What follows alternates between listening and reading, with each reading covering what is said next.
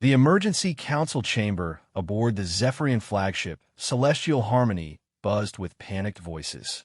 Admiral Kethvar stood at the center of the circular room, his four arms gesturing frantically as he tried to maintain order among the representatives of 12 different species.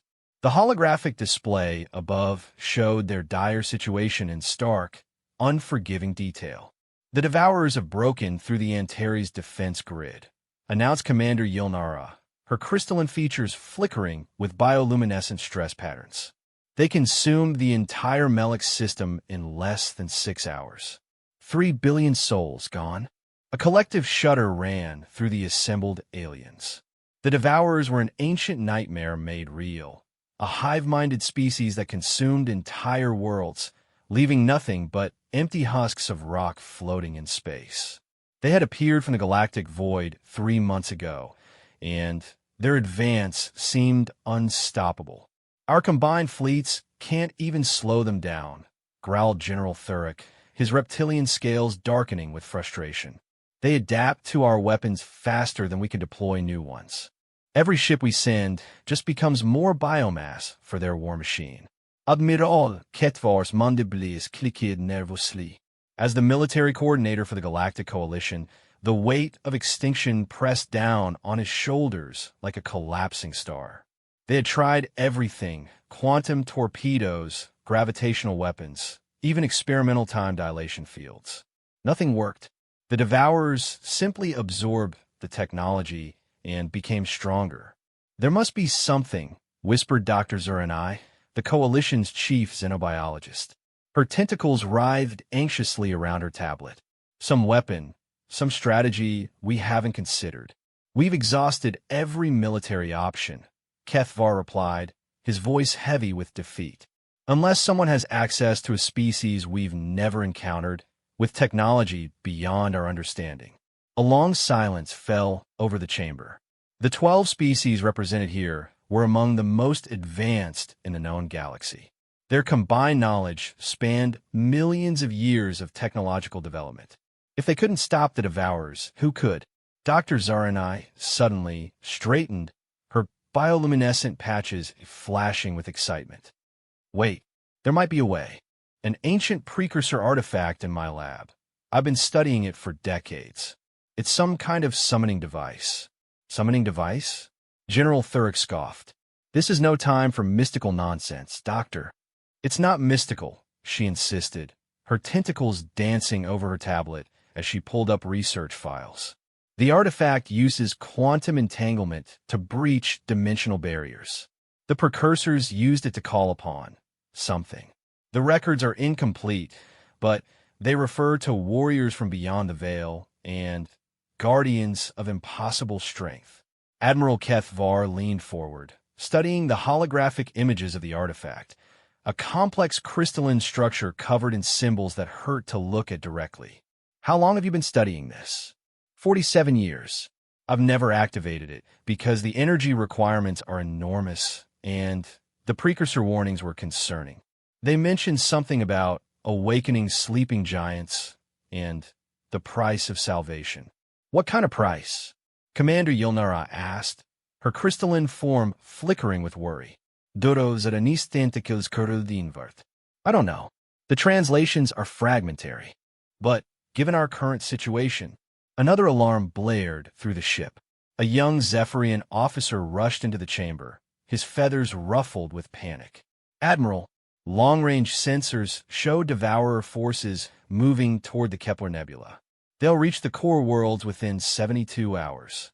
The core worlds, home to over 50 billion beings across 7 species. If they fell, the heart of galactic civilization would be ripped out." Admiral Kethvar closed his eyes, weighing impossible choices. They were facing extinction. Every conventional option had failed. The artifact represented hope, but hope wrapped in ancient warnings and unknown dangers. "Doctor," he said finally, "how quickly can you prepare the artifact?" 6 hours if I redirect all power from non-essential systems." "Do it." The next 6 hours passed in a blur of frantic preparation. Dr. Zara and I worked alongside a team of scientists in her laboratory, deep in the bowels of the flagship. The artifact sat in the center of a complex array of focusing crystals and energy conduits. As power built up in the system, the ancient device began to emit a low, thrumming sound that seemed to vibrate in dimensions beyond normal space. Energy levels at 60%, announced her assistant, a nervous young Tentari named Pipex. The quantum field generators are holding steady. Dr. Zuranai monitored dozens of readings, her tentacles working multiple control panels simultaneously. The precursor symbols on the artifact were beginning to glow, pulsing in patterns that seemed almost alive.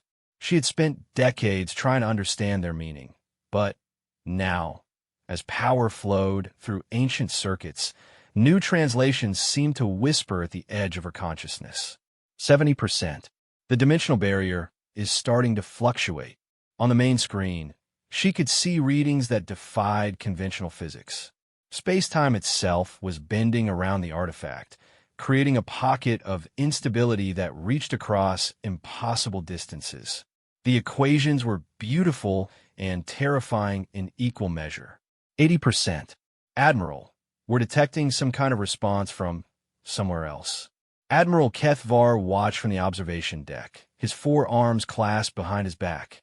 Through the reinforced viewing ports, he could see the artifact chamber below, filled with crackling energy and impossible geometries. Part of him wondered if they were making a terrible mistake, but the alternative was certain extinction. 90%. The barrier is thinning. I can feel something on the other side. Dr. Zuranai's voice carried a note of wonder and fear. The artifact was responding to their efforts, ancient mechanisms activating after eons of dormancy. The precursor warnings echoed in her mind, but it was too late to stop now. 100%. Activating summoning protocol. The artifact exploded with light. Not ordinary light, but something that existed in spectrums beyond normal perception. Reality twisted and folded as the device reached across dimensional barriers, searching for something or someone to answer their call for help. For a moment, nothing happened. Then, the universe held its breath. Space itself seemed to crack like broken glass. Through the fissure came silence. Not the absence of sound, but a quality of silence that spoke of vast distances and patient watchfulness.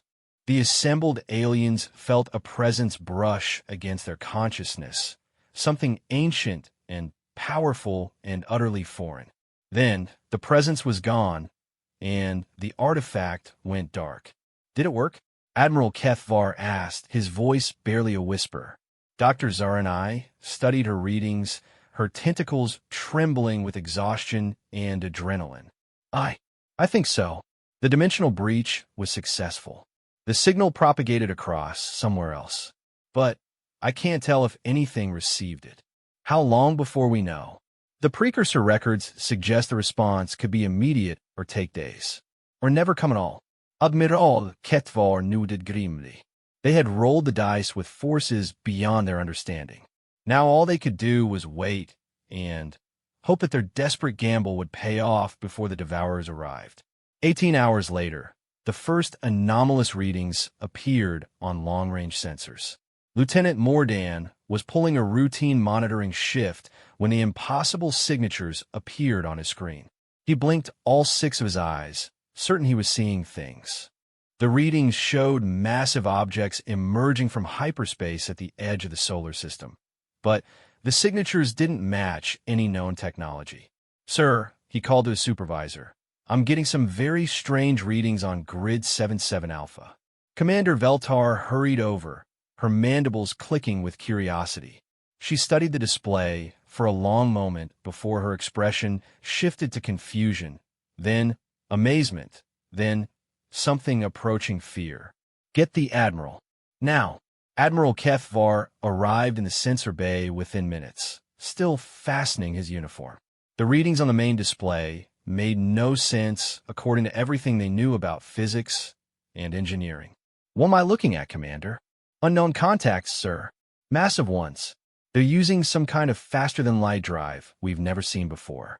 The energy signatures are, well, they're impossible, frankly. The contact were moving through space at velocities that should have torn apart any known material. Their power outputs registered as small stars, and their mass readings suggested ships larger than anything in the Coalition fleet. How many contacts? Admiral Kethvar asked, though he dreaded the answer. Commander Veltor Sultar? Initial count showed 12, sir. But more keep appearing. Current count is 47. No, wait, 63. Sir, they're not stopping. Whatever responded to our signal, they brought friends. Distance and bearing? They'll reach us in approximately 6 hours, maintaining current velocity. Admiral, these ships, some of them are reading as mobile space stations. The largest one is showing a mass equivalent to our primary battle stations. Admiral Kethvar stared at the display, his mind racing. Had their desperate summons actually worked? Had some powerful alien civilization received their call for help and responded with a fleet? The readings suggested technology far beyond anything the Coalition had ever encountered. But the precursor warnings echoed in his memory: the price of salvation and awakening sleeping giants. What if they had summoned something worse than the Devourers? Sir, Lieutenant Mordan called out, his voice cracking with excitement and terror. I'm detecting active scanning beams from the lead ship. They're trying to communicate. Put it through to the main communications array. Full diplomatic protocols. The main screen flickered, then filled with static. Slowly, an image began to resolve. The assembled aliens leaned forward, eager to see what manner of being they had summoned to their aid. The face that appeared on screen was unlike anything in their xenobiological databases. Smooth-skinned, with bilateral symmetry and forward-facing eyes that spoke of a predatory evolutionary path. The being had a small nose, a mouth that seemed almost too small for its head, and a covering of fine hair on its upper skull. But it was the eyes that captured their attention. Intelligence blazed there along with curiosity and something that might have been amusement. When the being spoke, its voice was measured and calm, though the Coalition's translation systems struggled with the alien language. This is Admiral Chun of the Terran Colonial Fleet. We received your distress signal across dimensional barriers. Our xenolinguistics team has been working on your language patterns. Can you understand us? Admiral Kethvar stepped forward, his mandibles working soundlessly for a moment before he found his voice. Yes, we can understand you. I am Admiral Kethvar of the Galactic Coalition. You received our call for help. The human, for that was how the being had identified its species, nodded. Your quantum distress beacon was quite sophisticated. It took us about 16 hours to trace the signal back to this dimension and coordinate a response. I have to say, dimensional engineering on this scale is impressive work. Dimensional engineering? Dr. Zur and I had joined them in the communications center, her tentacles writhing with excitement. You mean this is routine technology for your people? Admiral Chun smiled, an expression that revealed white dental structures that looked disturbingly sharp to the assembled aliens. Not exactly routine, but we've been working with interdimensional physics for about 3 centuries now. Your beacon got our attention because it was using quantum entanglement in ways we hadn't seen before. 3 centuries? Admiral Kethvar could barely process the implications. How long has your species been spacefaring? About 800 years, give or take. We started expanding beyond our home system around your equivalent of 2157. But listen, we picked up massive gravitational disturbances heading in this direction. Our long-range sensors show some kind of fleet approaching with hostile intent. Is that what you need help with? The casual way this Admiral Chun discussed centuries of space travel and impossible technology left the Coalition delegation speechless. Dr. Zur and I was the first to recover her composure. Yes, we're facing invasion by a species called the Devourers. They consume entire worlds, and nothing we've tried has been able to stop them. Our combined fleets are no match for their forces. Admiral Chin's expression grew serious. Devourers? That's what you call them? Interesting. Our sensor analysis suggests there's some kind of von Neumann collective, self-replicating machines that consume matter to build more of themselves. You've encountered them before? Admiral Kethvar asked, hope rising in his voice. Similar entities, yes. They're actually relatively common in certain regions of our local galactic cluster. Nasty things, but manageable once you understand their weaknesses. Admiral Chen paused, consulting something off-screen. How many ships are we talking about? Our advanced scouts are reading about, the human's expression shifted, and he turned to speak with someone outside the communication frame. The aliens could hear muffled conversation in the alien language, punctuated by what sounded like urgent questions. Admiral Chun, Admiral Ketvar prompted. The human turned back to the screen, his expression now grim. I'm getting updated intelligence from our reconnaissance drones. The force heading toward your core worlds is significantly larger than anything we've encountered before. We're reading approximately 12,000 individual units, with some of them registering as mobile factories the size of small moons. The coalition delegation felt their hopes crashing down. Even these impossibly advanced humans seemed concerned by the size of the Devourer fleet. However, Admiral Chun continued, this is exactly the kind of situation our rapid response protocols were designed for. We've been dealing with various threats to galactic stability for quite some time. The good news is that you managed to contact us early enough for proper preparation. Commander Yilnara asked, her crystalline form flickering with confusion. Well, you caught us during fleet exercises in the Andromeda sector. Pure coincidence, but it means we have significant resources immediately available. Let me check our current deployment. Admiral Chen paused again, apparently consulting tactical displays. Looks like we can have about 400 ships here within 36 hours. Will that be sufficient for your immediate needs? The silence in the Coalition Command Center was deafening. 400 ships? They had spent months assembling a fleet of 80 vessels, representing the combined military might of 12 species. These humans were casually offering 5 times that number as an opening gambit. Admiral Chen, Admiral Kethvar, said carefully, what kind of ships are we talking about? Standard rapid response configuration, primarily dreadnoughts and battle carriers with support vessels and mobile construction platforms. Each dreadnought carries approximately 10,000 fighters and enough firepower to sterilize a planet. The battle carriers deploy about 50,000 assault craft, plus ground forces if needed. Dr. Zaranai's tentacles went completely limp. 50,000 assault craft per ship? That's just for the initial response, Admiral Chen said, apparently not noticing the coalition delegates' stunned expressions. If you need heavier support, we can mobilize sector fleets. But let's start with what we have on hand and see how the Devourers respond. Admiral Kethvar tried to process the numbers. If these humans were telling the truth, their casual initial response represented more military power than the Coalition had ever imagined possible. But the casual way they discussed deploying such forces suggested this was routine for them. Admiral Chun, may I ask, how large is your total fleet? The human admiral paused thoughtfully. Active duty? About 40,000 ships of the line, plus support vessels, exploration craft, colony ships, and so forth. But that's just the colonial fleet.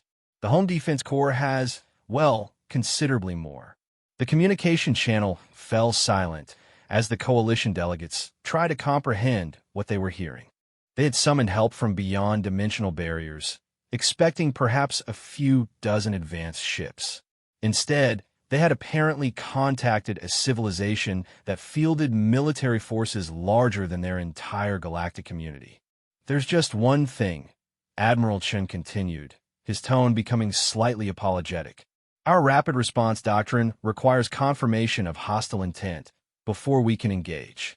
We'll need to observe the Devourer fleet's behavior firsthand before we can take action. Diplomatic protocols and all that. Diplomatic protocols?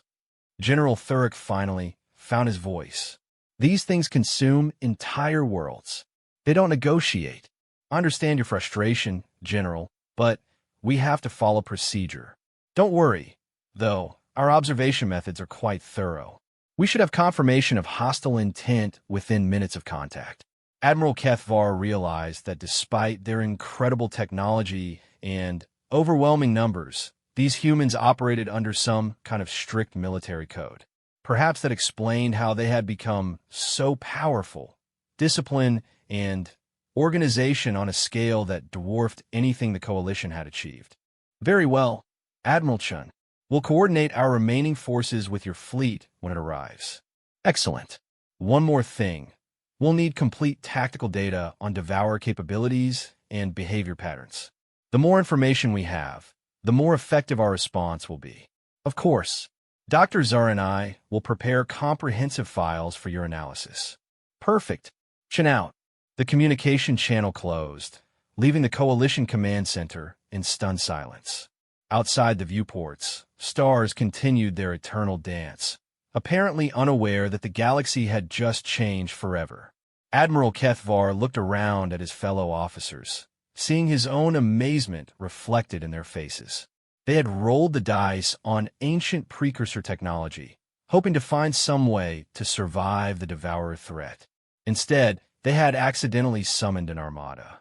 28 hours later, human ships began emerging from hyperspace at the edge of the system. The Coalition's long-range sensors could barely process what they were seeing. Each human vessel was a masterpiece of engineering that redefined their understanding of what was possible. The dreadnoughts were massive wedge-shaped craft that bristled with weapon systems and defensive arrays. Their hulls were made of some kind of adaptive material that seemed to shift and flow in response to different energy types. The battle carriers were even larger, floating cities of metal and energy that launched continuous streams of fighter craft. But it was the mobile construction platforms that truly amazed Dr. Zara and I. In real time, she watched the human fleet begin assembling massive structures in space. Weapon platforms, sensor arrays, and refineries that turned local asteroids into raw materials for further construction. They're building a fleet base, she whispered to Admiral Kethvar. In under 6 hours, they've constructed infrastructure that would take us years to plan and build. The Admiral could only nod in amazement. The humans had arrived with such overwhelming force and technological superiority that the very concept of the Devourer threat was beginning to seem almost manageable. But in the back of his mind, the precursor warnings still echoed. The price of salvation and awakening sleeping giants. What exactly had they summoned? And what would the humans expect in return for their help? Those questions would have to wait. Long-range sensors were beginning to detect the first Devourer scouts at the edge of the system. The real test was about to begin. The first Devourer scouts entered the system like harbingers of apocalypse. Through the Coalition's sensors, Admiral Kethvar watched the nightmare ships materialize at the edge of detection range, twisted amalgamations of organic and mechanical components that defied conventional understanding of engineering. 12 contacts, reported Commander Veltar, her voice tight with old fear. Configuration matches previous encounters. They're sending out scanning pulses across multiple dimensions. The Devourer scouts were smaller than their main battle units, but no less terrifying. Each ship writhed with tentacle-like appendages that served as both weapons and construction tools.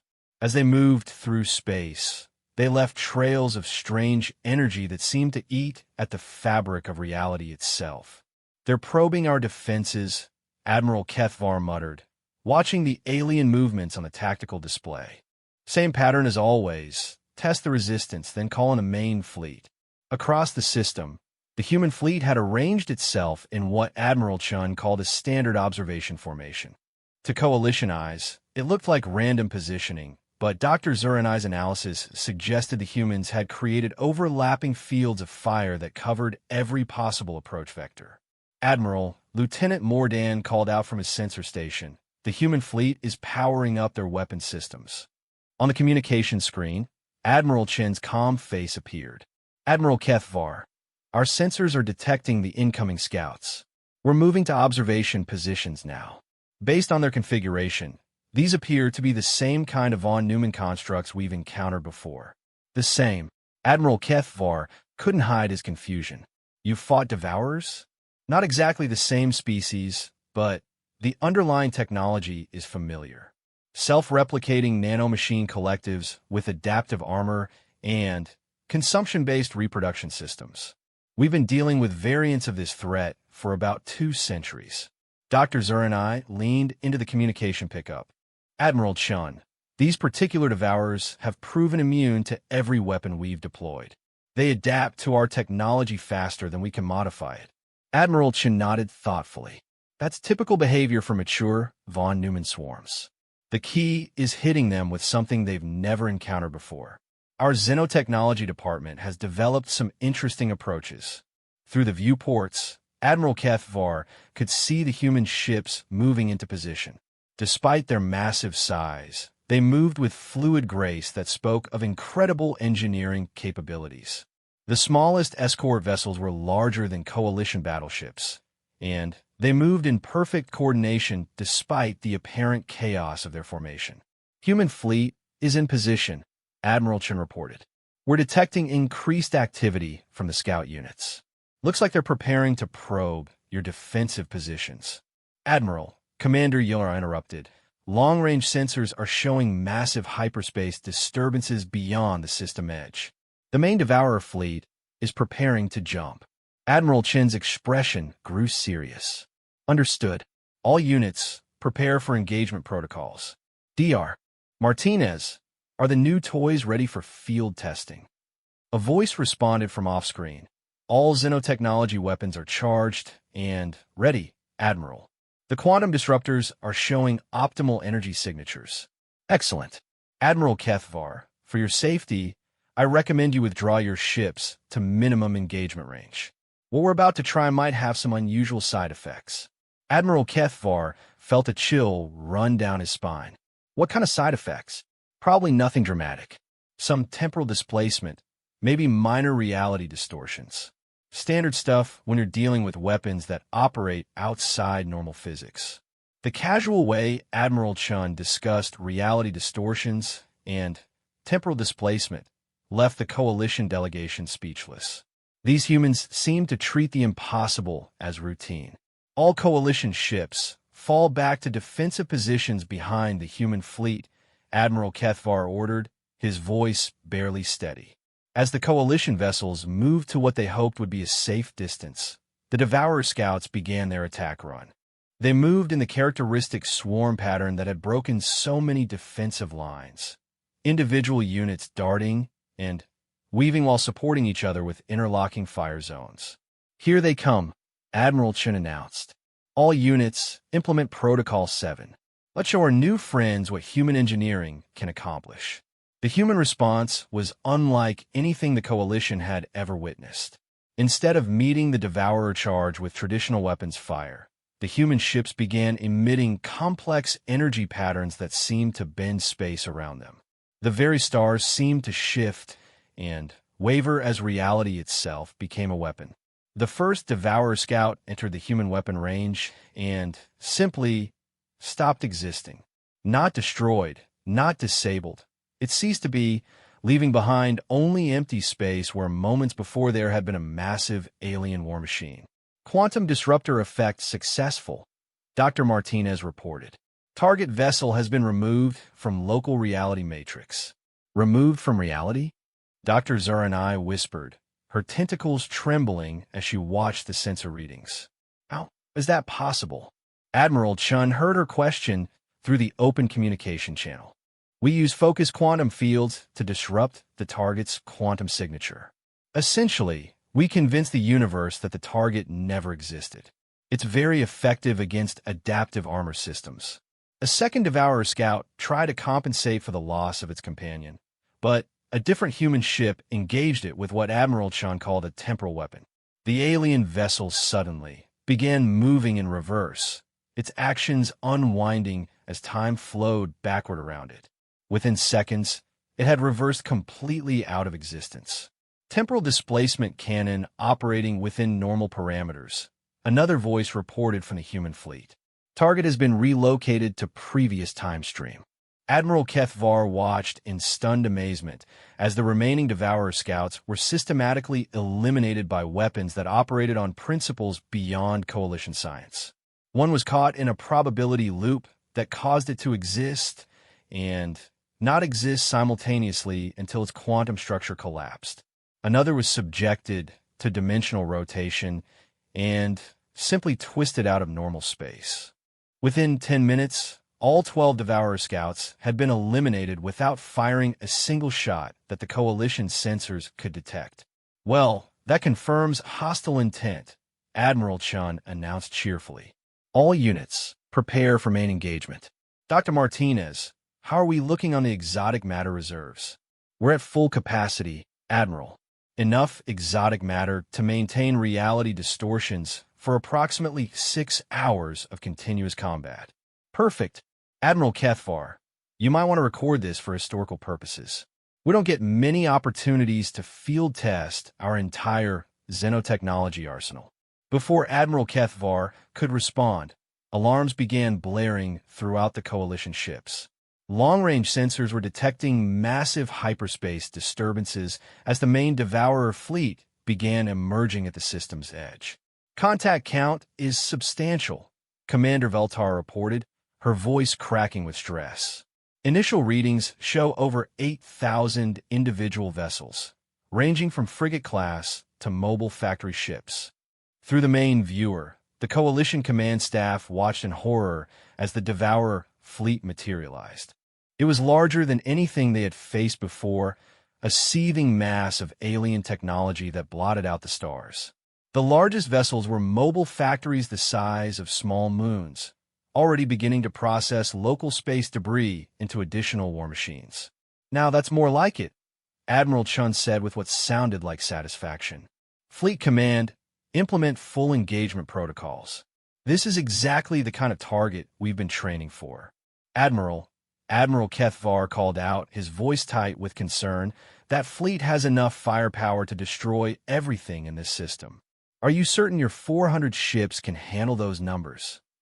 Admiral Chin paused, apparently consulting tactical displays. 400 ships? Oh, I see the confusion. The 400 ships I mentioned were just our immediate response force. We've had 36 hours to coordinate additional support. The human admiral turned to address someone off-screen. Fleet Command, please update our Coalition allies on current force deployment. A new voice came through the communication system, crisp, professional, and utterly matter-of-fact. Admiral Kethvar, this is Fleet Command. Current deployment includes 14 battle groups from the Terran Colonial Fleet, 6 heavy assault squadrons from the Home Defense Corps, and 3 research flotillas equipped with experimental weapon systems. Total vessel count is approximately 12,000 ships of the line, plus support craft. The silence in the Coalition Command Center was absolute. 12,000 ships. The humans had responded to the Devourer threat by deploying a fleet 3 times larger than anything the Coalition had ever imagined possible. 12,000 ships. Admiral Kethvar, finally, managed to whisper. That's just the initial deployment, Admiral Chen explained. We have additional battle groups in hyperspace on standby, but 12,000 should be sufficient for a fleet of this size. Dr. Martinez, what's our tactical assessment? Running full battle analysis now, Admiral. Enemy fleet shows standard von Neumann configuration with some interesting adaptations. They've incorporated some kind of quantum shielding that might resist our basic disruptor weapons, but nothing that should trouble our more advanced systems. Dr. Zura and I found her voice. Admiral Chun, how is it possible that your species has such massive military forces? The logistics alone. Well, we've been a spacefaring civilization for 8 centuries, Admiral Chun replied. And we've encountered a lot of threats during our expansion. Von Neumann swarms, reality-eating parasites, time-traveling conquerors, universe-ending superweapons. You learn to be prepared for anything. Universe-ending superweapons? Commander Yilnara's crystalline form flickered with disbelief. Oh yes, we've encountered several. The worst was probably the entropy accelerator we found in the Magellanic clouds. Took us about 50 years to figure out how to shut that down without destroying half the local galactic cluster. The casual way Admiral Chun discussed cosmic-level threats was beginning to make Admiral Keth Var's head spin. These humans weren't just technologically advanced. They operated on scales of space and time that dwarfed anything the Coalition had ever considered. Admiral, the fleet command voice interrupted. The enemy fleet is beginning its advance. Estimated time to engagement is 17 minutes. Acknowledged fleet command. All battle groups, prepare for simultaneous engagement. Let's not give them time to adapt to our weapons. Through the viewports, the Coalition delegation could see the human fleet beginning to move. What had appeared to be random positioning suddenly revealed itself as a complex, three-dimensional formation that surrounded the approaching Devourer fleet on all sides. The humans hadn't just been observing. They had been maneuvering into the perfect tactical position. How did you manage to surround them? Admiral Keth Var asked, studying the tactical display in amazement. We've been using short-range hyperspace jumps to reposition our forces, Admiral Chen explained. The Devourers don't seem to detect movement through folded space-time. It's a common weakness in von Neumann collectives. They focus on conventional sensor arrays. The lead elements of the Devourer fleet were now close enough for detailed scans. Each ship was a writhing mass of organic and mechanical components, constantly reconfiguring itself as it moved. The largest factory ships were already deploying construction drones, attempting to build additional forces from local matter. They're trying to reinforce, Dr. Martinez observed. Standard behavior. Build more ships while engaging the enemy. Not this time, Admiral Chen replied. All units, initiate reality anchoring. Let's make sure our friends can't modify local physics to their advantage. Admiral Keth Var felt a strange sensation wash over him, a subtle shift in the fundamental nature of space around the human fleet. According to Dr. Zernai's readings, the humans had somehow locked the basic laws of physics in place, preventing the Devourers from using their adaptive technology. Reality anchors are active, Fleet Command reported. Local space-time is now stabilized against unauthorized modifications. Excellent. All units, you're cleared for engagement. Show them what human engineering can accomplish. What followed was less a battle than a demonstration of technology so advanced it bordered on the magical. The human fleet engaged the Devourers with weapons that operated on principles the Coalition had never imagined. Entire squadrons of Devourer ships were caught in causality loops where their own attacks were redirected back through time to strike them before they fired. Others were subjected to dimensional compression and crushed into spaces smaller than atoms. The largest factory ships were hit with matter converters that transformed their home materials into exotic particles that promptly annihilated themselves.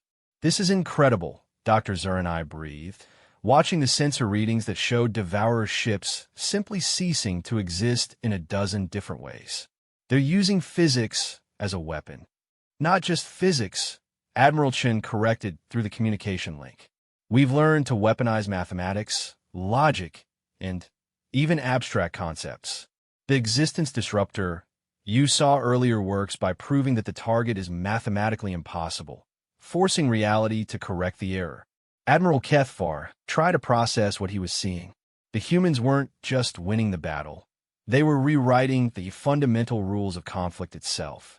The Devourer fleet, which had seemed unstoppable just hours before, was being systematically dismantled by technologies that operated beyond conventional understanding. But the Devourers were adapting. As the battle progressed, some of their ships began showing resistance to the exotic weapons.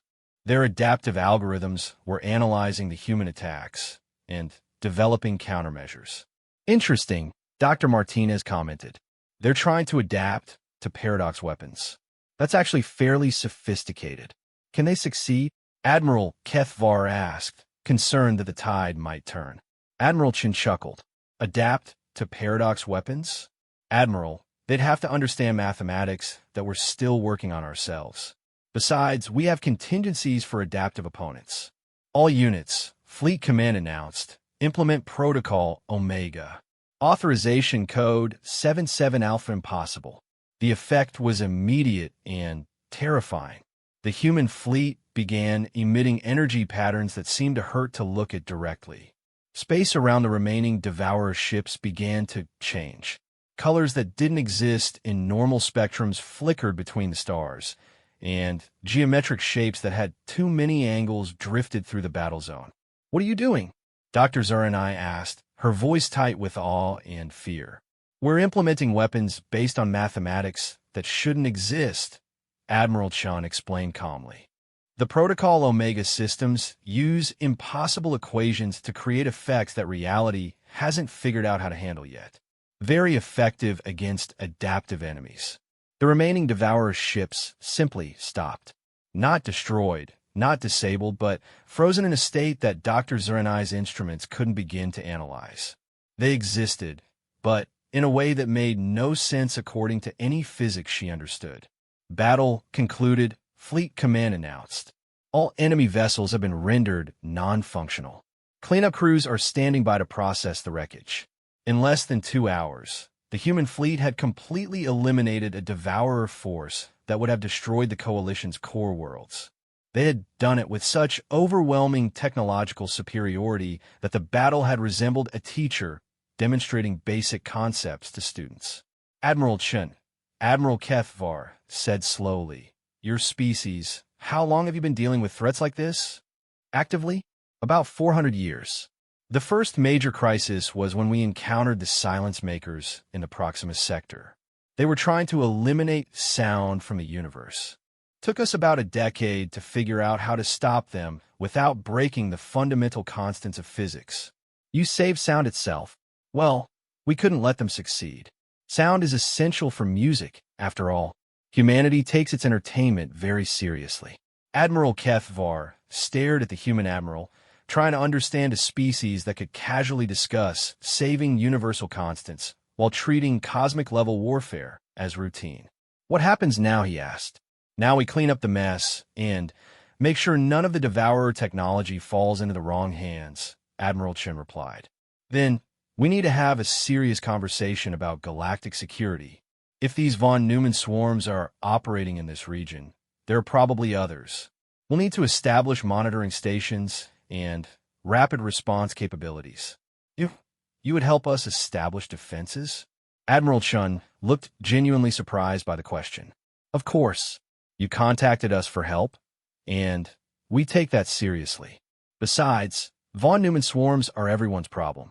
Left unchecked, they can destabilize entire galactic regions."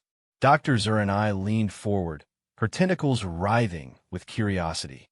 "Admiral Chun, may I ask, what kind of civilization produces technology like what we just witnessed?" The human admiral paused thoughtfully. "That's a complex question, Doctor. Humanity has faced a lot of challenges during our expansion into space. We've encountered threats that forced us to develop capabilities we never imagined we'd need. Universe-ending weapons, reality-altering parasites, time-traveling conquerors. Each crisis taught us something new. But how do you coordinate forces across such vast distances? How do you maintain unity with such incredible power?" "Very carefully," Admiral Chun replied with a smile that didn't quite reach his eyes. "And with a lot of oversight. Power like this requires responsibility, and responsibility requires institutions that can handle the load." Admiral Kethvar felt a chill as he realized the implications. The humans hadn't just developed incredible technology, they had built a civilization capable of wielding it responsibly. The discipline required for such coordination suggested a species with capabilities that went far beyond mere technology. "Admiral," he said carefully, "what would have happened if we had been hostile when you arrived?" Admiral Chen's expression grew serious. "That's not a scenario we like to discuss, Admiral. Fortunately, it's not relevant to our current situation. You called for help, and we responded. That's what matters." But in the human admiral's eyes, Admiral Kethvar caught a glimpse of something that made his blood run cold. These beings possessed power that could reshape reality itself, and the wisdom to use it responsibly. But underneath that responsibility lay the unmistakable awareness of what they were capable of doing if that responsibility ever failed. The Coalition had summoned help against the Devourers. They had received an armada commanded by beings who treated universal constants as engineering parameters. And now Admiral Kethvar was beginning to understand the price the precursors had warned about. The humans weren't conquerors or destroyers. They were gardeners, tending to galactic stability with tools that could reshape existence itself. The question was, what did gardeners do with species that disrupted their carefully maintained order? 3 days after the battle, Admiral Kethvar stood in what the humans called a diplomatic reception bay aboard their flagship, the Absolute Certainty. The name itself was unsettling. What kind of species named their warships after philosophical concepts? The reception bay was vast enough to hold the Coalition's entire command staff, yet felt intimate thanks to some kind of spatial manipulation technology that the humans used as casually as the Coalition used artificial gravity. Soft lighting seemed to emanate from the air itself, and the walls displayed slowly shifting patterns that were somehow both alien and oddly comforting. Admiral Kethvar, Admiral Chun approached with a warm smile. I hope you've had time to review our preliminary reports on galactic security assessment. The reports. Admiral Kethvar's mandibles clicked nervously as he remembered the documents the humans had provided. They weren't just military analyses. They were comprehensive evaluations of every major civilization in the galaxy, including detailed assessments of technological capabilities, social stability, and potential threats. Your intelligence gathering is quite thorough, Admiral Kethvar replied diplomatically. We've had some time to observe, Admiral Chin said with understated humor.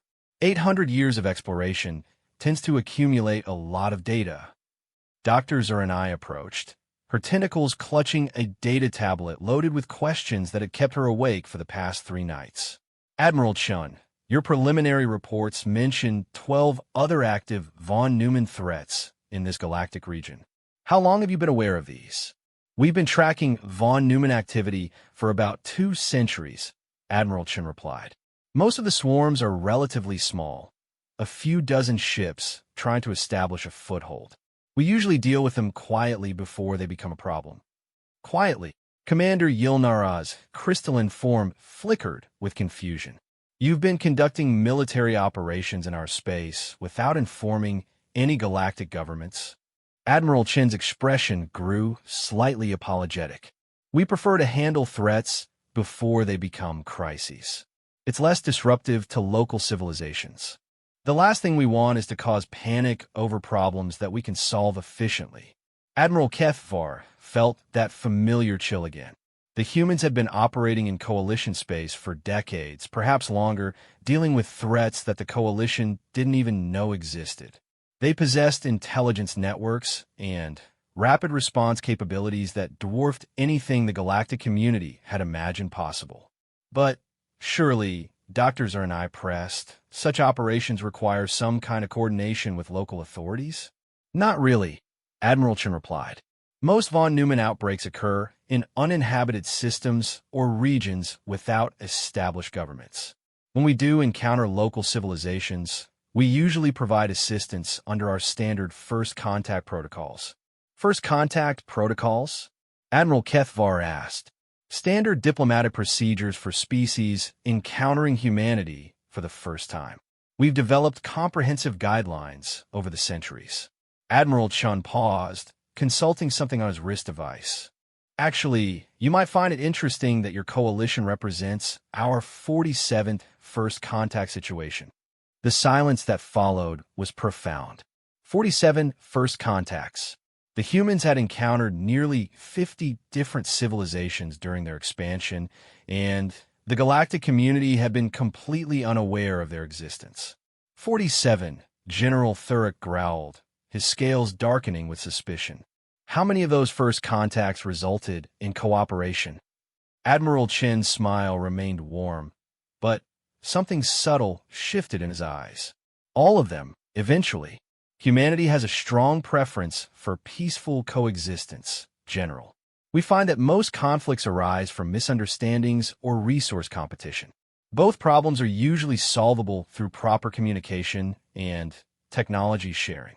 And when they're not solvable, General Thurrock pressed. That's never been necessary so far, Admiral Chen replied, though we do maintain contingency protocols for worst-case scenarios. Admiral Kethvar decided to change the subject before General Thurrock's military paranoia created a diplomatic incident. Admiral Chen, your reports mention establishing permanent monitoring stations throughout Coalition space. What would such an arrangement entail? Primarily automated systems with minimal human presence, Admiral Chen explained. Quantum sensors capable of detecting von Neumann activity, dimensional breach monitors, reality stability analyzers, standard galactic security infrastructure. We'd also position rapid response fleets at strategic locations to ensure quick reaction times. Dr. Zuranai looked up from her tablet. Reality stability analyzers? Oh yes, those are essential. You'd be surprised how many cosmic threats involve attacks on the fundamental nature of reality itself. We encountered one entity that was trying to change the mathematical constant pi throughout the universe. Took us months to contain that situation. What did you do? Dr. Zuranai asked, her scientific curiosity overriding her growing unease.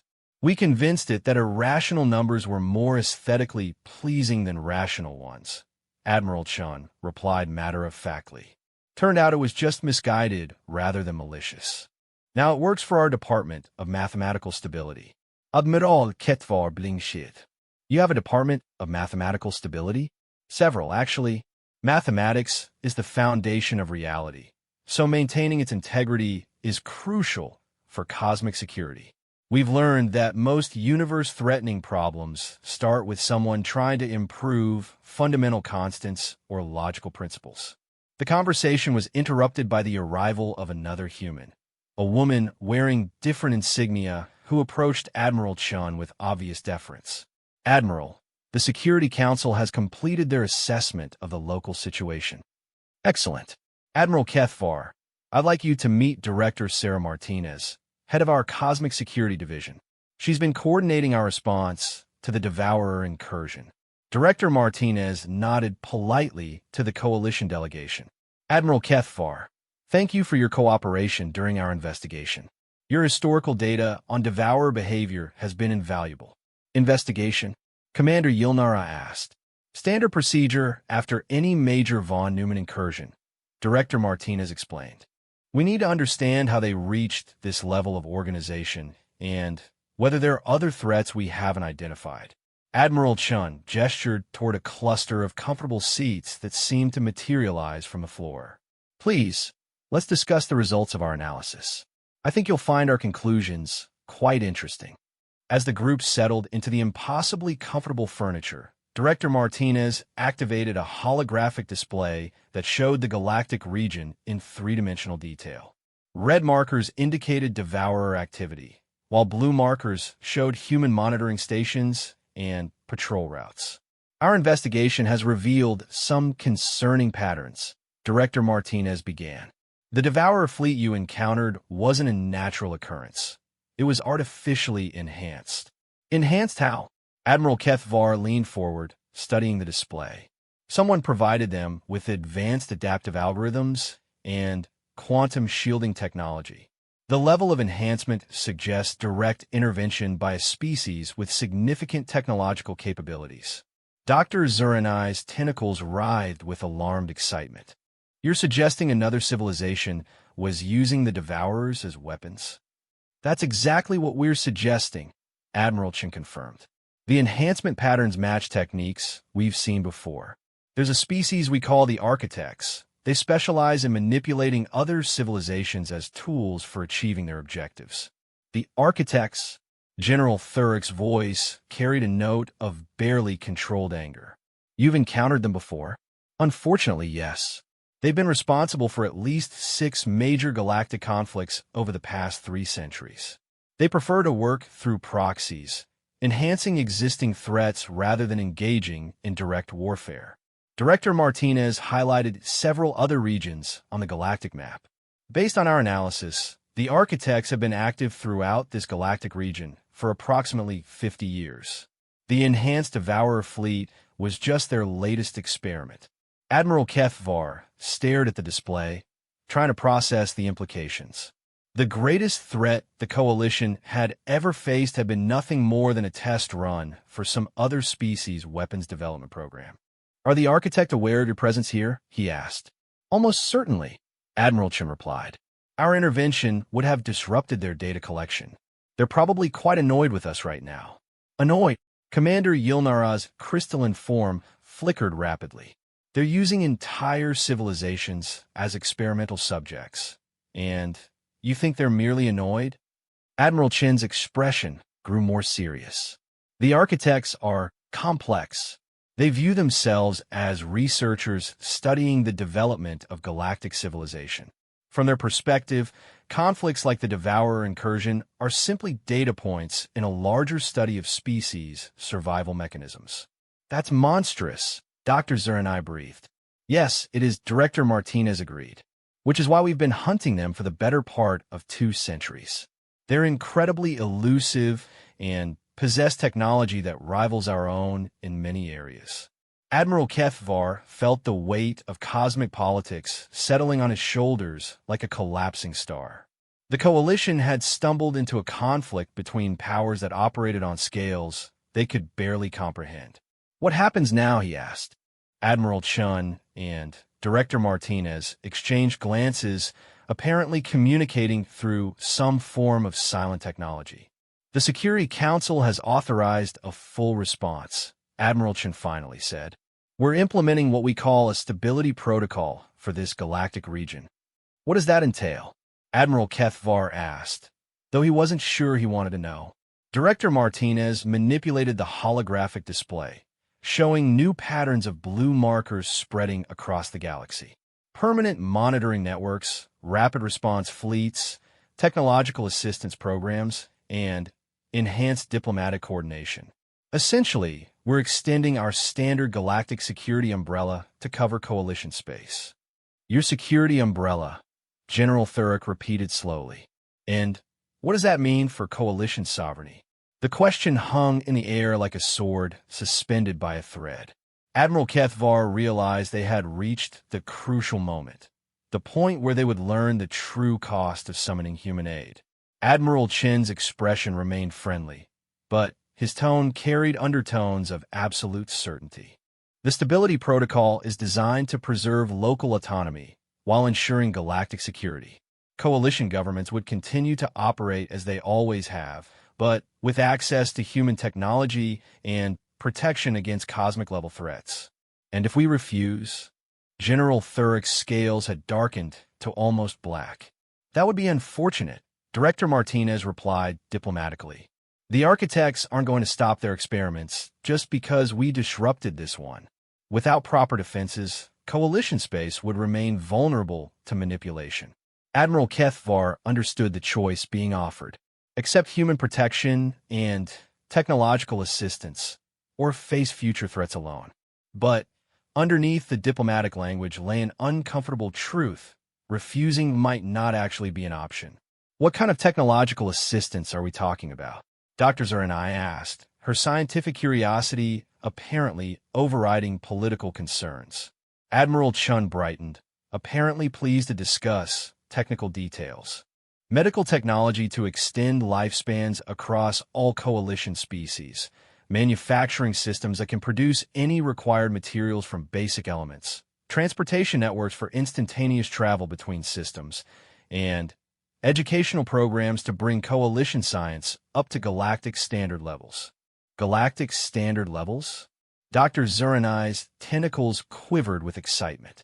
"The minimum technological baseline for civilizations operating in regions with active cosmic threats," Director Martinez explained. "Reality manipulation capabilities, dimensional engineering, temporal mechanics, and basic universe maintenance protocols." Admiral Kethvar tried to process what he was hearing. The humans were offering to uplift the entire Coalition to technological levels that would fundamentally transform every aspect of their civilization. The educational programs alone would require centuries, he pointed out. Not necessarily, Admiral Chen replied. We've developed accelerated learning techniques that can compress centuries of scientific advancement into a few decades. The process is intensive but quite effective. You've done this before, Commander Yilnara observed. With your other 46 first contacts.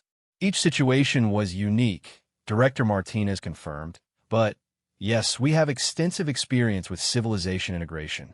Most species find the transition quite beneficial once they adjust to operating on cosmic scales. General Thurrock leaned forward aggressively. And what happens to species that don't adjust? Admiral Chen's smile never wavered, but his eyes grew cold. That hasn't happened, General. Every species we've encountered has eventually found ways to contribute to galactic stability. The implied threat was subtle but unmistakable.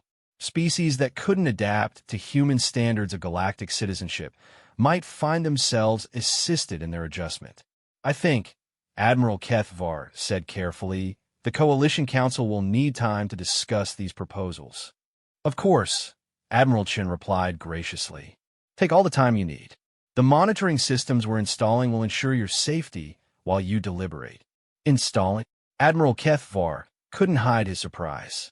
Director Martinez gestured toward the holographic display, which now showed human installations appearing throughout Coalition space in real time. Standard precautionary measures, Admiral.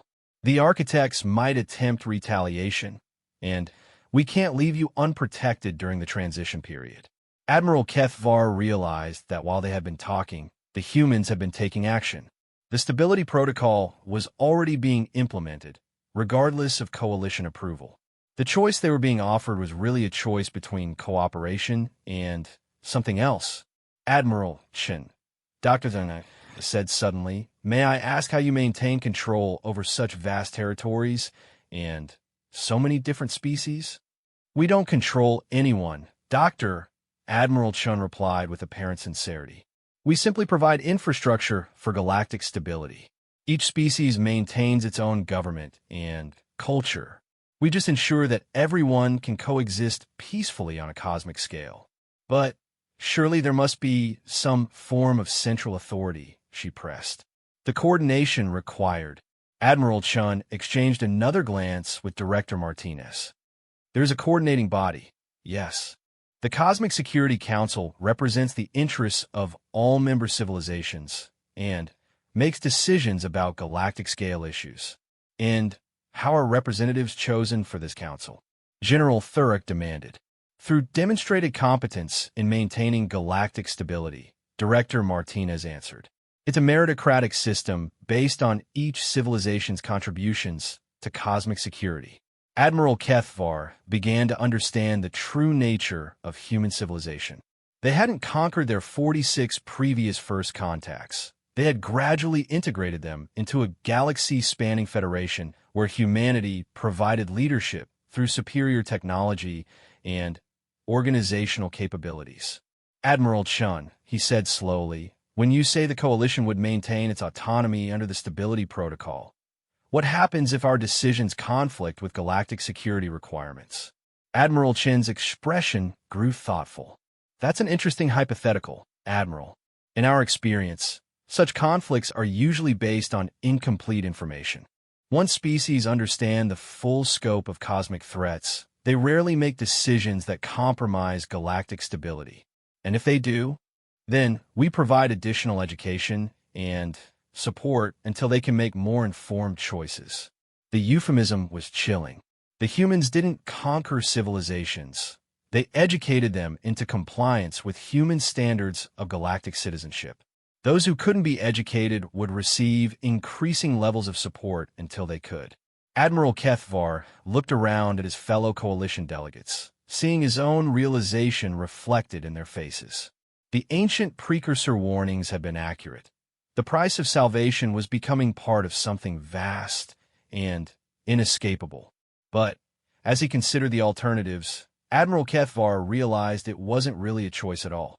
The architects were still out there, along with whatever other cosmic threats the humans routinely dealt with. The Coalition could join humanity's Galactic Federation as junior partners, or face extinction as independent failures.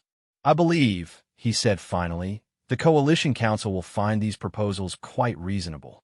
When can we begin the integration process? Admiral Chen's smile brightened with genuine warmth. Welcome to the Galactic community, Admiral. I think you're going to find membership quite beneficial.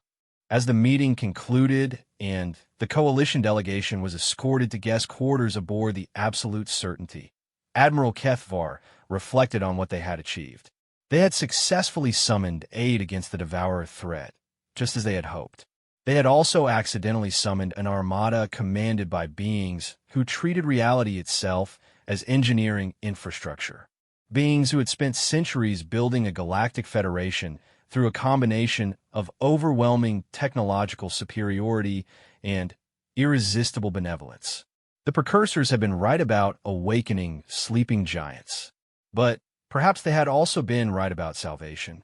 The Coalition would survive, grow, and prosper under human guidance. They would just have to learn to think on cosmic scales. 6 months later, Admiral Kethvar stood in his new office aboard Monitoring Station Gamma 7, watching human construction crews complete installation of a reality stabilization array in the nearby system. His title was now Coalition Liaison for Galactic Security, and his responsibilities included coordinating between coalition governments and the Cosmic Security Council. The transition had been remarkably smooth. Human educational programs were already producing coalition scientists capable of understanding dimensional engineering. Human medical technology had extended lifespans across all coalition species. Human manufacturing systems had eliminated resource scarcity throughout coalition space. And gradually, coalition citizens were beginning to think like cosmic citizens, beings who understood that local politics mattered less than galactic stability, that individual freedom was measured in terms of contribution to universal security. Dr. Zur and I approached, her tentacles dancing over a tablet loaded with reports on coalition progress toward galactic citizenship standards.